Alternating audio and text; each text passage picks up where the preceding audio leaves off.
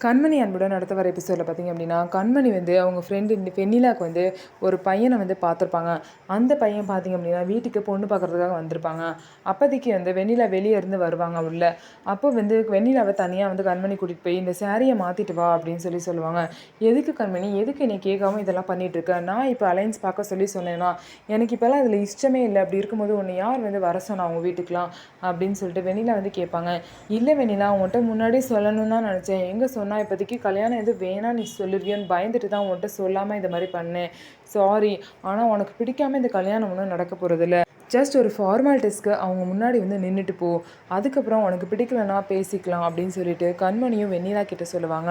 வெண்ணிலா பார்த்திங்க அப்படின்னா, சரி நீ அவ்வளோ தூரம் அவங்கள வர சொல்லியிருக்க அப்படிங்கிற ஒரே காரணத்துக்காக, நீ அசிங்கப்படக்கூடாது அப்படிங்கிற காரணத்துக்காக மட்டும்தான் நான் வருவேன் அப்படின்னு சொல்லிட்டு வெண்ணிலாவும் சாரியை கட்டிட்டு வந்து அவங்க முன்னாடி நிற்கிறாங்க. வந்த மாப்பிள்ளை வீட்டில் எல்லாத்துக்கும் வெண்ணிலாவை ரொம்பவே பிடிச்சிருச்சு. எங்களுக்கு பொண்ணு ரொம்ப பிடிச்சிருச்சுன்னு சொல்லிட்டு கன்ஃபார்ம் பண்ணிக்கலாம்னு சொல்லிட்டு அங்கேருந்து கிளம்பிடுவாங்க. ஆனால் வெண்ணிலாவுக்கு கொஞ்சம் கூட இது பிடிக்கல. ஏன்னா வெண்ணிலா மனசில் பார்த்திங்க அப்படின்னா அன்பு தான் இருக்காங்க. இது தெரியாமல் கண்மணி வெண்ணிலாக்கு மாப்பிள்ளை பார்க்குறேன்னு சொல்லிட்டு பேசிகிட்டு இருக்காங்க. ஸோ வெண்ணிலாவோட உண்மையான கேரக்டர், வெண்ணிலா மனசில் அன்பு தான் இருக்காங்க. இதெல்லாம் வந்து கண்மணிக்கு தெரிஞ்சால் கண்மணி எந்த மாதிரி முடிவெடுக்க போகிறாங்க, அதுக்கப்புறம் வெண்ணிலாவை வீட்டில் வச்சுருப்பாங்களா மாட்டாங்களா, இதெல்லாம் வந்து பொறுத்திருந்து பார்க்கலாம். நம்ம வீடியோ உங்களுக்கு பிடிச்சிருந்தா நம்ம வீடியோவை லைக் பண்ணிக்கோங்க. மறக்காமல் நம்மளோட சேனலை சப்ஸ்கிரைப் அண்ட் ஹைப் பண்ணிவிட்டு பாருங்கள்.